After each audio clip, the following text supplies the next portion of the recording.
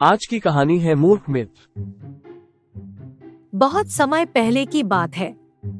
एक राज्य में एक राजा का राज था। एक दिन उसके दरबार में एक मदारी एक बंदर लेकर आया।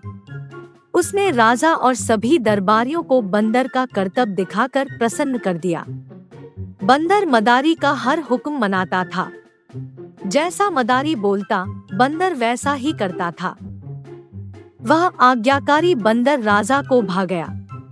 उसने अच्छी कीमत देकर मदारी से वह बंदर खरीद लिया। कुछ दिन राजा के साथ रहने के बाद बंदर उससे अच्छी तरह हिलमिल गया। वह राजा की हर बात मानता। वह राजा के कक्ष में ही रहता और उसकी सेवा करता था। राजा भी बंदर की स्वामी भक्ति देख बड़ा खुश था। वह अपनी सैनिकों और संतरियों से भी अधिक बंदर पर विश्वास करने लगा और उसे महत्व देने लगा। सैनिकों को यह बात बुरी लगती थी, किंतु वे राजा के समक्ष कुछ कह नहीं पाते थे। एक दोपहर की बात है। राजा अपने शयन कक्ष में आराम कर रहा था।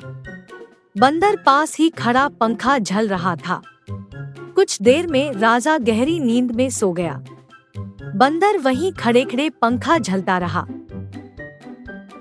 तभी कहीं से एक मक्खी आई और राजा की छाती पर बैठ गई। बंदर की दृष्टि जब मक्खी पर पड़ी तो उसने पंखा हिलाकर उसे हटाने का प्रयास किया। मक्खी उड़ गई, किंतु कुछ देर पश्चात पुनः वापस आकर राजा की छाती पर बैठ गई।